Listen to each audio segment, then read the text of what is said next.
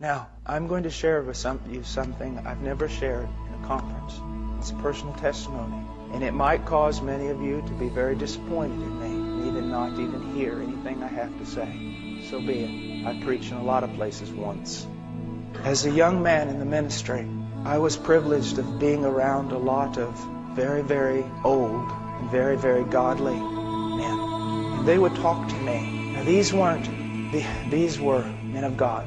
Very staunch, reformed, some of them. People not given to enthusiasm or emotions or any other thing like that. Sound men. But they would talk to me about the power of God. They would talk to me about the presence of God. Not as men quoting stories that they had read, but men who themselves had seen with their own eyes the working of God. And I would go out on the streets in Austin, Texas and preach. I was afraid. There was no boldness. There was no power. There was nothing. But I would always hear the voices of these old men.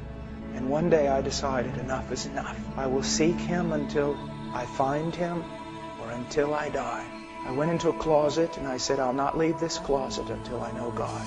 15 minutes later, I fell asleep. My roommates came home and found me in the closet. So I took an alarm clock with me. And please, I'm not saying this for any other reason except I feel like I'm supposed to. Took an alarm clock with me. Set it for every 15 minutes. I'd pray for maybe 5 or 10 minutes. Fall asleep. Alarm clock go off. Set it again. This was my prayer. I didn't pray for China. I didn't pray for the presence of God. In the sense of my ministry, I asked one thing. Lord, you said if I seek you, I'll find you. You said it, Lord, that you would reveal yourself to me. You would let yourself be found by me if I seek you. Night after night after night after night for months. 2 and 3 hours a night, simply sitting there like this, on my knees. Lord, it's been 4 months now. It's been 5 days now, and you still have not come. And just sit there. Lord, I've been here 3 hours, and you have not come. Day after day and night after night. And then one day our church was spring break, and all the college students were going to go on a Bible study ski trip type thing in Colorado. And I felt like the Lord wanted me just to go out into West Texas to the hill country, pretty barren. And I walked on top of those hills for 3 days like a wild man.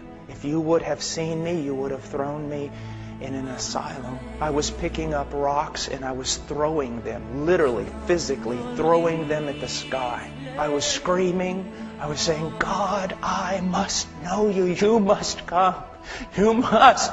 I can't live like this anymore. I can't live just reading books.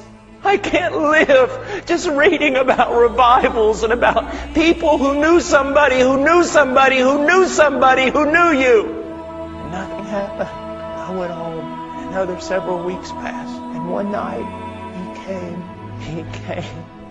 I just said, oh, Father, I can't. Please come. And He came. I was thrown down on the ground. I don't know how long in a fetal position, covering my head, thinking, God's come to kill me. The presence of God in a way that in 1 second, more of my sin and my need and His glory and power was revealed. And then all of a sudden, every bit of fear was taken away. And I was filled with such joy. And my mouth shot open. Now don't be afraid. Verse after verse from Psalms and from everywhere else, passages I had read just started coming forth. Praises unto Him, the Word of God. Such joy. And I can tell you, it has been 20 years. The presence of Christ is more real to me in this room than any one of you.